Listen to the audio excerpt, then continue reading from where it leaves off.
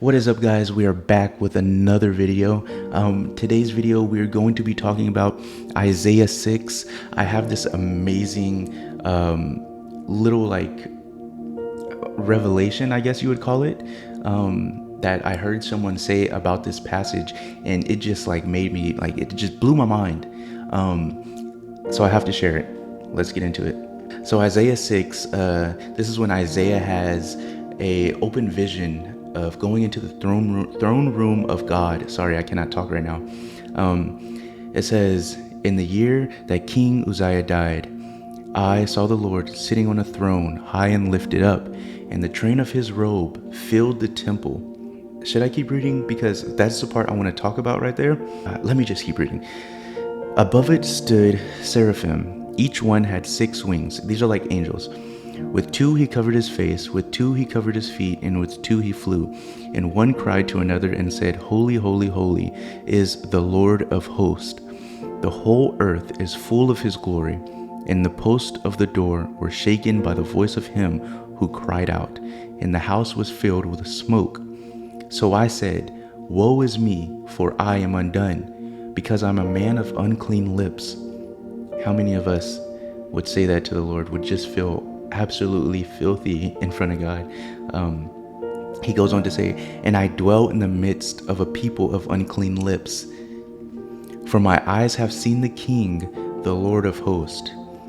Then one of the seraphim flew to me, having in his hand a live coal, which he had taken with the tongs from the altar, and he touched my mouth with it. Now, if you can imagine, the seraphim, this angel is picking up a hot coal that not even the seraphim can touch with these tongs, and touches his lips with it. The seraphim said, Behold, this has touched your lips. Your iniquity is taken away, and your sin purged. Also, I heard the voice of the Lord saying, Whom shall I send, and who will go for us? Then I said, Here I am, send me. That gets me every time. I freaking love that verse. And he said, Go and tell this people. I guess, I don't know. That's what it says. Go and tell this to the people. I feel like that would be better. But anyway, keep on hearing, but do not understand. Keep on seeing, but do not perceive. Make the heart of this people dull, and their eyes heavy, and shut their eyes. All right, we're going to go ahead and stop there. If you want to keep reading, you can read on. This is an amazing passage, Isaiah 6. But yeah, so what I want to go back to is at the beginning, when he says, I saw the Lord sitting on a throne, high and lifted up, and the train of his robe filled the temple. So a lot of us, when we read that, we just kind of pass it up because we're just reading. But the train of his robe filled the temple, and then we begin to imagine that. What does that look like? I'm in this room, and I have a robe on, and the train of my robe is just filling the entire room. Why is that? Did we ever stop to think, why is his robe filling the temple? But here's something I found out. Back then, the kings, when they would conquer another king, they would get their robe and attach it to the end piece of their own robe.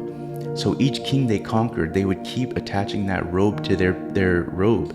And so their robe would get longer the more kings they conquered. So the Lord's robe filled the temple. So he's a king of kings. He conquered every king ever. It just blew my mind. I don't know if that blew y'all's mind, but now that I'm telling it to you, I kind of feel like you're just looking at the screen okay, so what? But it just blew my mind. The train of his robe filled the temple because he conquered every king. There's no king above him. He's a king of all kings. He's a God of all gods. There's I don't know, maybe I'm just freaking out. It just blew my mind. It was so amazing, to think that, But that goes to say that God is above all other gods. There is no God before him.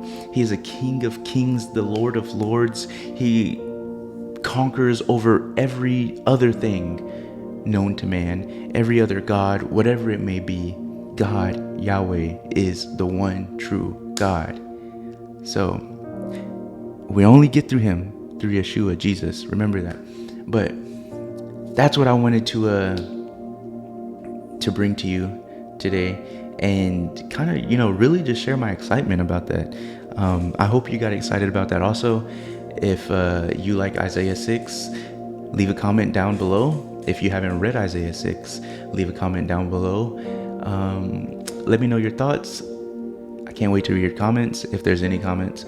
Yeah, I always love feedback, so give me feedback. And if you do not know Jesus, please, I would love to have a talk with you. Leave a comment, send me a message somehow. I would love to just share the gospel with you, and walk with you in this life, and just love on you. So I hope you don't take that weird, not like love on you in a weird way, but like a brotherly way.